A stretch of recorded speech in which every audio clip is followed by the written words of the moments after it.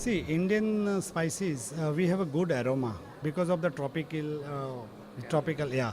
Our country have a good fertile soil, and we have a more volatile oil percentage is higher compared to other our competitive countries. So Indian spices have a better aroma. That is the advantage we can compete in the world market. We have to become a quality competence, because if our quality is quality standard will improve, then definitely we can compete in the world market.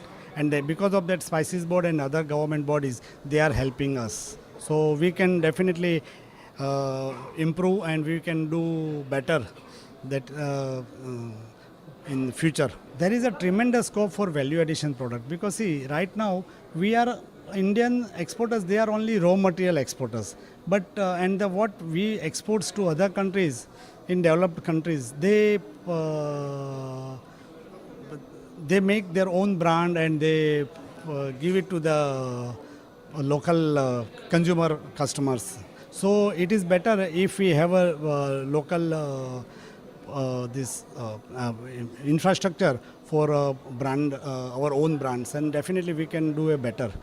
And there is a very good market in the world market for these branded products. Recently, there is a good demand of in the world market for pesticide-free spices products. So we have started with one product, cumin seed. We have joined hands with WSO, World Spice Organization, and Spices Board. We have selected one place in Rajasthan. It's a Barmer district.